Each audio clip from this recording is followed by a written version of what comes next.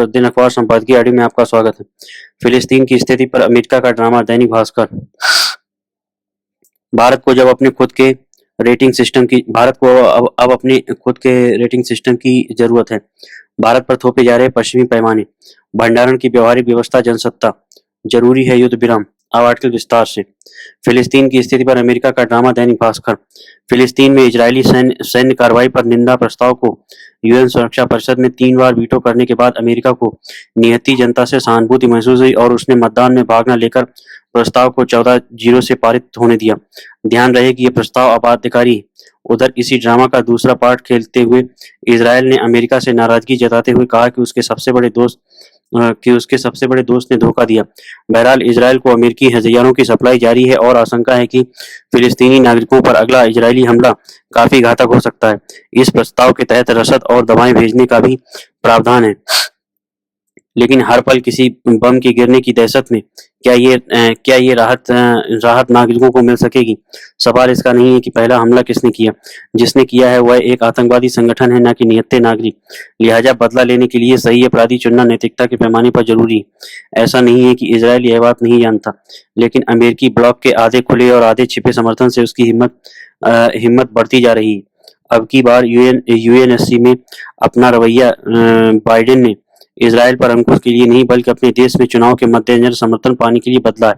भारत को अब अपने खुद की रेटिंग सिस्टम की जरूरत है। पलकी शर्मा, मैनेजिंग एडिटर। जब कोई सिस्टम ठीक से काम ना करे तो आप क्या करते हैं? आप उसे दुरुस्त करने का प्रयास कर सकते हैं या अपना स्वयं का एक सिस्टम बना सकते हैं।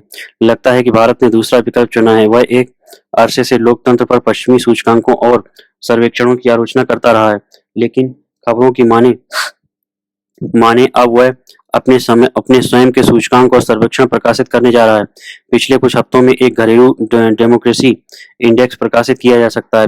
अभी यह स्पष्ट नहीं है कि इसकी पद्धति क्या होगी, इसमें किन संकेतकों का उपयोग किया जाएगा या इसके तहत किन देशों को रैंकिंग दी जाएगी, लेकिन यह बहुत देर से उठाया गया कदम है। आप पश्चिमी मानदंडों से दुनिया के बारे में फैसले नहीं ले सकते।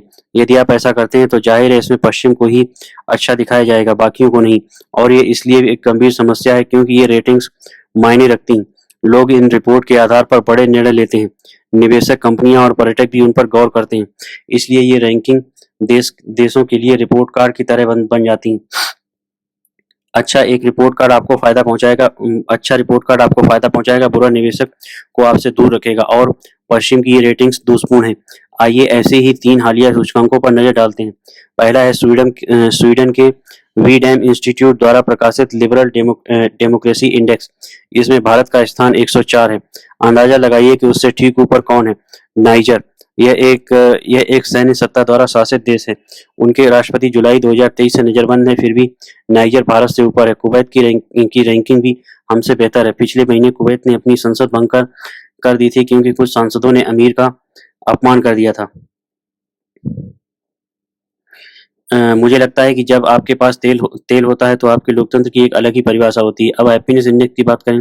इस सूची में भारत 126वें स्थान पर है, पाकिस्तान 108वें स्थान पर है। यह ऐसा देश है जहां मुद्रास्फीति वहां की औसत आय से अधिक है, जहां आतंकवादी हर दिन हमले करते हैं, जहां चुनाव में धांधली होती है और जहां का बजट IMF तय करता है। शायद यही चीज पाकिस्तानियों को खुश रखती होगी, टूटा हुआ और सुरक्षित होना। भारत से ऊपर म्यांमार भी है। यह ऐसा देश जहां 7 दशकों से गृहयुद्ध चल रहा है। यूक्रेन 105वें स्थान पर है। फिलिस्तीन 103वें स्थान पर है और ईरान 100वें स्थान पर है। यूक्रेन पर आक्रमण हो रहा है, फिलिस्तीन के पास राज्य का दर्जा नहीं है और ईरान के पास एक सर्वोच्च नेता का शासन है। फिर भी वहां के लोग भारतीयों से ज्यादा खुश हैं। चलते चलते प्रेस फ्रीडम इंडेक्स पर भी नजर डालने तो RSF और रिपोर्ट्स विदाउट बॉर्डर्स द्वारा प्रकाशित किया जाता है। 180 देशों की इस सूची में भारत 161वें स्थान पर है। तालिबान का अफगानिस्तान 152वें क्रम पर है। UAE, ब्रुनई, सोमालिया और युगांडा की तरह पाकिस्तान भी भारत से ऊपर है। यह गलत है। इसे जानने के लिए आपको विशेषज्ञ होने की आवश्यकता नहीं है, लेकिन ये रैंकिंग कई कारणों से गलत होती है। मिसाल के तौर पर छोटे सैंपल साइज के कारण। हैप्पीनेस इंडेक्स के लिए वे हर साल 1000 लोगों का सैंपल लेते हैं।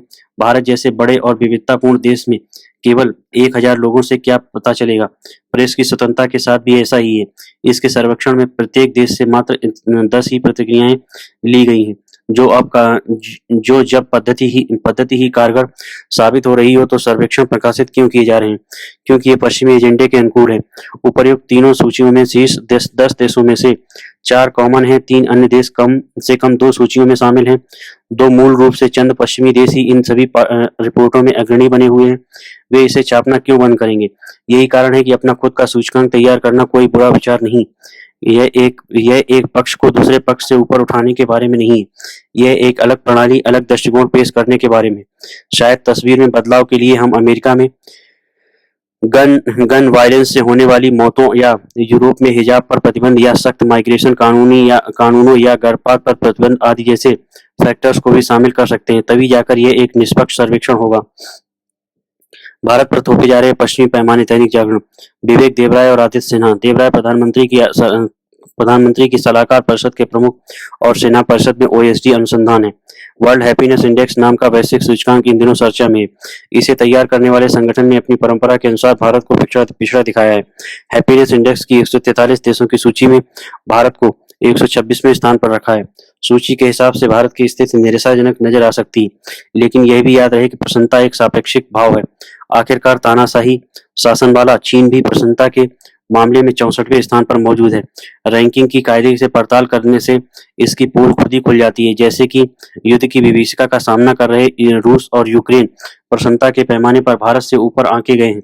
यहाँ तक कि इराक और फिलिस्तीन जैसे देश भी तमाम दुश्वारियों के बावजूद भारत से ऊपर हैं और तो और तमाम आम जरूरतों की पूर्ति में भारी किल्लत का सामना कर रहे हैं। पाकिस्तान को भी भारत से अधिक खुशहाल बताया गया है। ऐसे में यह सूची बड़ी विचित्र प्रतीत होती है। प्रसन्नता से मापना असंभव सा काम है। प्रसन्नता के निर्धारक व्यक्तिगत एवं सांस्कृतिक स्तर पर अलग अलग हो सकते हैं। कुछ दार्शनिकों की दृष्टि में प्रसन्नता आनंद की प्राप्ति में निहित है, तो कुछ जीवन को सार्थकता प्रदान करने में प्रसन्नता खोजते हैं। जब हम विभिन्न देशों में खुशी को मापने का प्रयास करते हैं तो यह कवायद और जटिल हो जाती है। सांस्कृतिक विविधताएं भी इसकी भूमिका निभाती हैं। दुनिया के किसी हिस्से में किसी व्यक्ति को यदि किसी चीज से खुशी मिलती है तो संभव है कि विश्व के किसी दूसरे कोने में किसी व्यक्ति को उससे प्रसन्नता न मिले। पश्चिम में जहां व्यक्तिगत उपलब्धियों को खासा सराहा जाता है, वहीं पूर्व के देशों में पारिवारिक एवं सामुदायिक जुड़ाव को खासी महत्ता दी जाती है। भिन्न भिन्न आर्थिक एवं राजनीतिक परिदृश्यों में यह सांस्कृतिक पहलू समूचे विश्व में प्रसन्नता के किसी एक मानक की स्थापना की ओर मुश्किल बना देता है। भारत में व्यापक सामाजिक, आर्थिक, सांस्कृतिक और क्षेत्रीय एवं अन्य विविधताओं को देखते हुए इस प्रकार का सर्वे अपने उद्देश्य के साथ न्याय नहीं कर पाता। यह तो वही बात हुई कि समंदर की था महज कुछ बूंदों से लेने की कोशिश की जाए। भारत में खुशियों और उनके पीछे के पहलुओं में इतनी बारीकियां जुड़ी हैं जिन्हें महज कुछ नमूनों से नहीं मापा जा सकता। इसके अतिरिक्त बेहतरी की विस्तारित एवं आत्मपरक प्रकृति, वैयक्तिक मियाज, सामाजिक प्रतिमान और सांस्कृतिक संबंध प्रसन्नता को शुद्ध रूप से मापने का मामला और पेचीदा बना सकते हैं। ऐसे सर्वे तैयार करते समय अक्सर सांस्कृतिक संवेदनशीलता के पैमाने को अनदेखा कर दिया जाता है। भारत जैसे सांस्कृतिक रूप से समृद्ध देश में प्रसन्नता और जीवन से संतुष्टि संबंधी प्रश्न सांस्कृतिक परंपराओं और मूल्यों से भी प्रभावित हो सकते हैं। इन बारीकियों के बिना जुटाया गया कोई भी डेटा भारतीयों को लेकर सही तस्वीर नहीं पेश कर सकता। हैप्पीनेस इंडेक्स और ऐसे अन्य सूचकांक कुछ और मुद्दे भी उठाते हैं, लेकिन यह न विस्मृत किया जाए कि वैश्विक एजेंसियों और थिंक टैंक अक्सर भारत विरोधी नैरेटिव चलाते हैं। आलोचक भारत की नकारात्मक तस्वीर चित्रित करते हैं, जिसमें भारत के प्रति पूर्वाग्रह प्रत्यक्ष दिखता है। ऐसी धारणा विभिन्न कारकों की जटिल अभिक्रिया के उपरांत आकार लेती है, जिसके भारत की वैश्विक छवि और नीति निर्माण के लिहाज से गहरे निहितार्थ होते हैं। इस प्रकार की विसंगतियों के पीछे एक कारण डेटा उपलब्धता और विश्वसनीयता का भी है। कई मामलों में भारत के सांख्यिकी विभागों से समय पर डाटा उपलब्ध नहीं हो पाता है, तो इस कारण अंतर्राष्ट्रीय संगठनों को अन्य स्रोतों का रुख करना पड़ता है। इससे विसंगति की स्थिति उत्पन्न होने के साथ ही आशंका बलवती हो जाती है कि प्राप्त आंकड़ों की अपने विमर्श के अनुरूप व्याख्या की जा सके, उन्हें तोड़ा मरोड़ा जा सके। इसका सीधा, सरल और सटीक समाधान यही है कि डाटा नियमित अंतराल पर जारी किए जाएं और उनकी समूची प्रक्रिया में पारदर्शिता बढ़ाई जाए। एक उल्लेखनीय पहलू वैश्विक सूचकांकों पर अति निर्भरता का भी है। जिसमें अक्सर विकसित देशों के नजरिए की ही अधिक छाप होती है। इससे एक जटिल दृष्टिकोण की स्थिति उत्पन्न होती है, जिसमें भारत जैसे देशों की उपलब्धियों के प्रति न तो वैसी समझ होती है और न ही वैसी सराहना। चूंकि विकासशील देशों के स्तर पर ऐसे किसी वैकल्पिक सूचकांक का अभाव है, तो इस मोर्चे पर असंतुलन की खाई इसी प्रकार बनी हुई है। ऐसे में विकसित देशों के नैरेटिव की काट के लिए जरूरी है कि भारत और अन्य विकासशील देश अपने सूचकांक और रेटिंग प्रणाली विकसित करें। उसमें स्थानीय वास्तविकताएं और प्राथमिकताएं झलकनी चाहिए, जो प्रभावी वैश्विक विमर्श का मुकाबला कर सकें। जहां तक खुशी की बात है कि इसके संदर्भ में हिंदी कवि हरिवंश राय बच्चन ने यथार्थ ही कहा है, मन का हो तो अच्छा, मन का ना हो तो और भी अच्छा।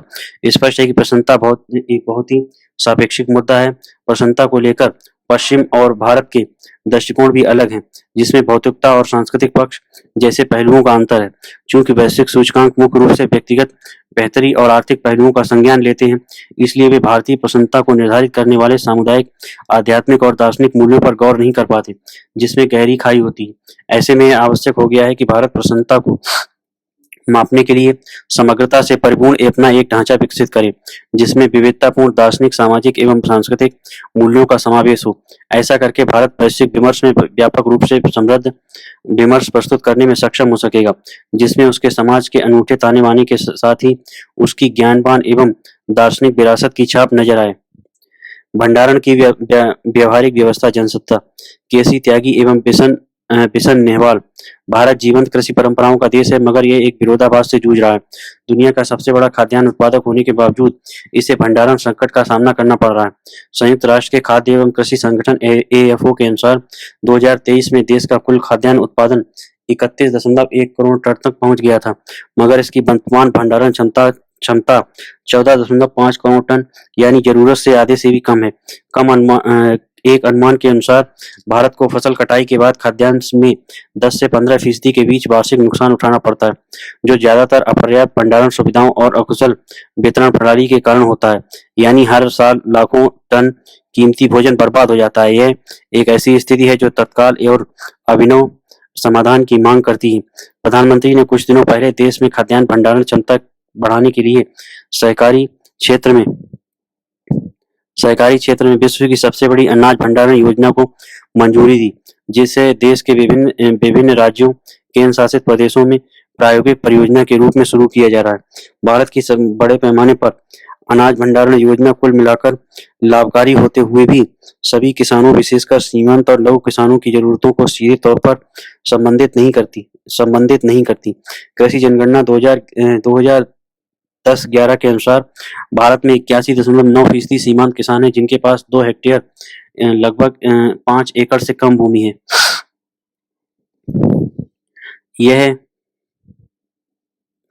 यह सीमित भूमि स्वामित्व कम उपज मात्रा की ओर इशारा करता है। इतनी छोटी मात्रा के लिए बड़ी भंडारण सुविधाएं किफायती नहीं हो सकती। सीमांत किसान अक्सर तंगहाली में रहते हैं और उनके पास लंबे समय तक अपना अनाज भंडारण करने के लिए वित्तीय संसाधनों की कमी होती है। स्वयं भंडारण के बनाना या किराए पर लेना एक आर्थिक बोझ हो सकता है। इनमें से कई सीमांत किसान बुनियादी जरूरतों को पूरा करने के लिए अपनी फसल से होने वाली तात्कालिक आय पर निर्भर हैं। बेहतर कीमत के लिए उपज को रोके रखना उनके लिए कोई विकल्प नहीं हो सकता है। कई सीमांत किसानों और अच्छी तरह से विकसित कृषि बाजारों के बीच भौगोलिक दूरी भंडारण सुविधाओं तक पहुंच की चुनौती को बढ़ा देती है। इनमें से अधिकांश सीमांत किसान अक्सर अच्छी तरह से विकसित मंडियों या खरीद केंद्रों से दूर स्थित होते हैं। जहां तक माल पहुंचने की परिवहन लागत बेहतर कीमतों के लिए अनाज भंडारण के संभावित लाभों से अधिक हो सकती है, खासकर जब कृषि उपज की खराब होने वाली प्रगति पर विचार किया जाएगा। इस प्रकार अनाज भंडारण के लिए वन फिट फॉर ऑल दृष्टिकोण अनजाने में उन लोगों को बाहर कर सकता है जिन्हें इसकी सबसे अधिक आवश्यकता है। वास्तव में सीमांत किसानों को सशक्त बनाने और भारत की अनाज भंडारण योजना में उनकी भागीदारी सुनिश्चित करने के अधिक सूक्ष्म और विकेंद्रीकृत दृष्टिकोण की आवश्यकता है। केवल बड़ी भंडारण सुविधाओं पर ध्यान केंद्रित करने के बजाय सरकार को उत्पादन बिंदु के करीब छोटे ग्रामीण स्तर की भंडारण सुविधाओं के नेटवर्क की स्थापना की संभावनाओं का पता लगाना चाहिए। ये विकेंद्रीकृत भंडारण इकाइयां न केवल परिवहन लागत को कम, बल्कि सीमांत किसानों को भंडारण विकल्पों तक आसान पहुंच प्रदान करेंगी। इसके अलावा सहकारी समितियों और किसान उत्पादक संगठन एफपीओ भंडारण सुविधाओं के सामूहिक उपयोग को सुविधाजनक बनाने में महत्वपूर्ण भूमिका निभा सकते हैं। संसाधनों को एकत्रित करके और लागत साझा करके व्यक्तिगत किसान बड़े पैमाने की अर्थव्यवस्थाओं से लाभ उठा और भंडारण में वित्तीय बाधाओं को दूर कर सकते हैं। ऐसी पहलों के सफल क्रियान्वयन के लिए सरकार से मौद्रिक सहायता आवश्यक है।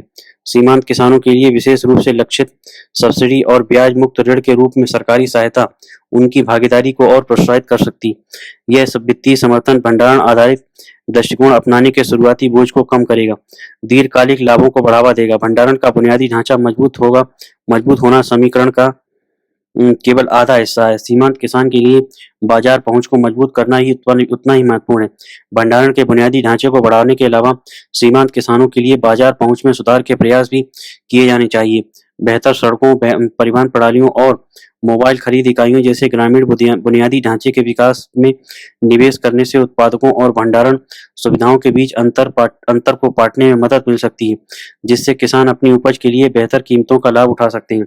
उत्पादन, भंडारण और बाजार पहुंच के बीच संबंधों को मजबूत करके भारत एक अधिक समावेशी और लचीला कृषि पारिस्थितिकी तंत्र बना सकता है, जो सभी किसानों को सशक्त बनाता है, चाहे उसकी भूमि का आकार कुछ भी हो।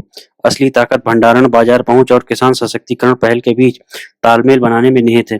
ग्राम स्तरीय भंडारण इकाइयों का एक नेटवर्क बनाने, सहकारी समितियों और एफपीओ का उपयोग करने और बुनियादी ढांचे के विकास और मोबाइल खरीद इकाइयों के माध्यम से बाजार पहुंच में सुधार करने पर ध्यान केंद्रित करके एक अधिक समावेशी और लचीला कृषि पारिस्थितिकी तंत्र विकसित किया जा सकता है।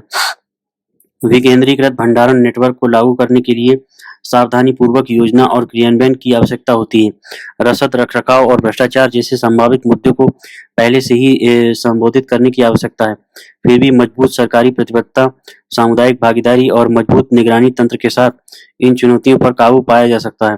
बेहतर भंडारण सुविधाएं फसल कटाई के बाद होने वाले नुकसान को कम कर सकती हैं, जिससे बढ़ती आबादी वाले देश के लिए खाद्य सुरक्षा सुनिश्चित हो सकती है। सीमांत किसानों की बढ़ी हुई आय पूरे ग्रामीण समुदाय का उत्थान कर सकती है, जिससे आजीविका में सुधार और समग्र आर्थिक प्रगति होगी। इसके अलावा एक विकेंद्रीकृत भंडारण नेटवर्क संकट के समय में बफर स्टॉक प्रदान कर सकता है, खाद्य कीमतों को स्थिर और मूल्य वृद्धि को रोक सकता है, जो समाज के कमजोर वर्गों को प्रतिकूल रूप से प्रभावित करता है। भारत की अनाज भंडारण योजना देश के कृषि परिदृश्य को बदलने की अपार क्षमता रखती है। हालांकि यह योजना देश की खाद्य सुरक्षा चुनौतियों का समाधान करने के लिए एक सराहनीय प्रयास का प्रतिनिधित्व करती है, लेकिन इसमें सीमांत किसानों का समावेश सुनिश्चित करने के लिए लक्षित हस्तक्षेप भी होना चाहिए। विकेंद्रीकृत दृष्टिकोण अपनाकर सहकारी समितियों और एफपीओ के माध्यम से सामूहिक कार्रवाई का लाभ उठाकर और बाजार पहुंच में सुधार करके भारत सबसे कमजोर लोगों का उत्थान करते हुए अपने कृषि क्षेत्र की पूरी क्षमता का उपयोग कर सकता है। तभी हम वास्तव में भारत के लिए अधिक न्यायसंगत और टिकाऊ कृषि भविष्य की परिकल्पना को साकार कर सकते हैं। जरूरी है युद्ध विराम, राष्ट्रीय सहारा। रमजान के महीने में भी गाजा में नरसंहार जारी है। इस अमानवीय घटनाक्रम से चिंतित होकर अंतर्राष्ट्रीय संयुक्त राष्ट्र सुरक्षा परिषद ने 25 मार्च को एक प्रस्ताव पारित करके गाजा में युद्ध विराम रोकने की मांग की है। प्रस्ताव में सभी बंधकों को बिना शर्त रिहाई और गाजा के युद्ध क्षेत्र में तत्काल राहत सामग्री भेजने का भी उल्लेख है। 7 अक्टूबर 2023 को हमास ने इजराइल पर हमला किया था। उसके बाद से इजराइल बदले की कार्रवाई करते हुए गाजा में हजारों निर्दोष लोगों को मौत के घाट उतार चुका है। इस 6 महीनों के दौरान विश्व मंचों से युद्ध विराम की मांग की गई, लेकिन ये पहला अवसर है जब सुरक्षा परिषद युद्ध विराम का प्रस्ताव पारित करने में सफल हो पाई है। यह भी इसलिए संभव हो पाया है कि अमेरिका मतदान से अनुपस्थित रहा। इससे पहले वह 3 बार युद्ध विराम के प्रस्ताव पर वीटो लगा चुका था।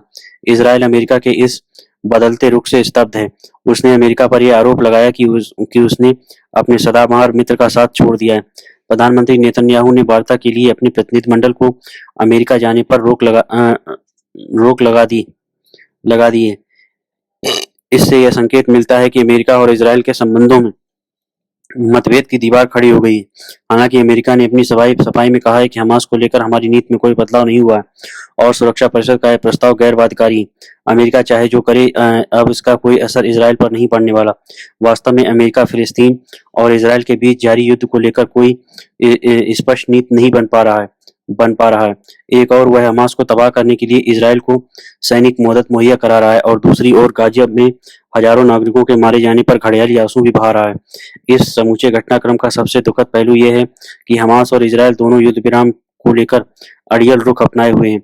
सुरक्षा परिषद द्वारा पारित युद्ध विराम यह प्रस्ताव दोनों पक्षों ने खारिज कर दिया है। इजराइल इस प्रस्ताव को विभेदकारी बता रहा है और हमास को यह भरोसा नहीं है कि इजराइल ईमानदारी से युद्ध विराम को लागू करेगा। इसमें संदेह नहीं है कि गाजा में जारी नरसंहार के कारण इजराइल दुनिया से अलग थलग पड़ता जा रहा है। इसलिए युद्धरत दोनों पक्षों को अपना अड़ियल रवैया छोड़कर युद्ध विराम के लिए राजी हो जाना चाहिए। धन्यवाद।